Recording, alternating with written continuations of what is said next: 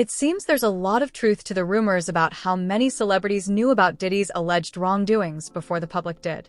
Word on the street is that the feds are preparing to name every celebrity who witnessed Diddy hurting people without taking action. Many celebs are reportedly panicking as federal charges might soon be filed. This comes after another victim sued Diddy, alleging that not only did he harm her, but that several celebrities stood by and watched it happen. It seems this case was the tipping point for the authorities, and now those involved may face legal consequences. If you've been keeping up with the allegations, it's not surprising that others might have seen Diddy's behavior but didn't step in. For instance, in her lawsuit, Cassie claimed Diddy's employees and friends saw him hurt her and said nothing.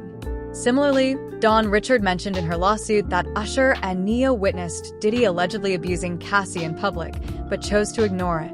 Lil Rod also listed several celebrities, including Cuba Gooding Jr., Usher, Meek Mill, and Young Miami, in his lawsuit, accusing them of being complicit in Diddy's actions.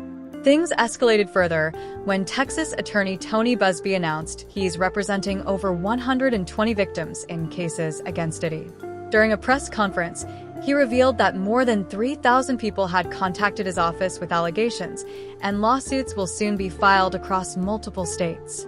While some might suspect that a few claims could be fabricated for money, the lawyer emphasized that his team has spent significant time verifying the allegations before moving forward. The lawyer made it clear that he and his team have spent significant time reviewing the accusations. More than 3,285 individuals contact us with people claiming to have been victimized by Sean Combs.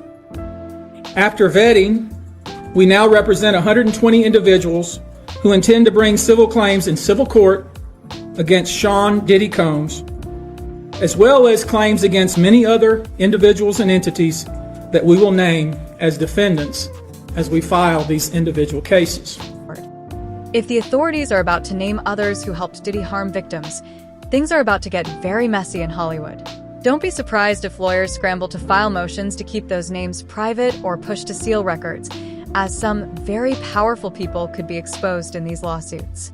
The attorney handling these cases has shared some horrifying details about the alleged victims, and one story is particularly disturbing.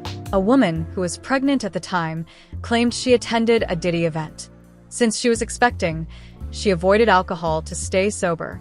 However, she alleges that someone spiked her drink, causing her to black out. When she regained consciousness, she found herself in bed and claimed he Another instance, an individual, this time not a minor, attended a group dinner, allegedly with Sean Combs in Miami. She wasn't drinking because she was pregnant, but whatever she drank at the table, apparently, at least according to her, was laced with something. She blacked out, and she woke up in the same bed, again allegedly, with Mr. Combs in his mansion in Miami. Her and her ankle were torn and sore. And I could go on. I mean, literally assaulted her so violently that she was left physically injured. Doing something so horrific to anyone is beyond awful, but targeting a pregnant woman is unimaginable. As shocking as the claims about spiked drinks may seem, they sadly align with previous allegations about Diddy's behavior. But it gets even worse. According to Page 6, one of the 120 victims claims they were just 9 years old when they were allegedly assaulted. Lawyer Tony Busby stated that the child was brought to a Bad Boy Records audition in New York, where several boys were auditioning for music or TV careers with promises of stardom. Busby alleges that the child was assaulted by Sean Combs and others at the studio, under the guise of securing a record deal.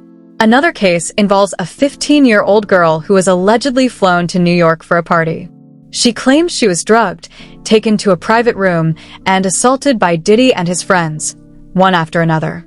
These allegations also include horrifying details about controlled substances, video recordings, and assaults on minors. Things got even more disturbing when a woman filed a lawsuit claiming she was 13 years old in 2000 when she was assaulted. The woman alleged that after failing to get into the MTV VMAs, she approached a limousine driver who drove her to an after-party.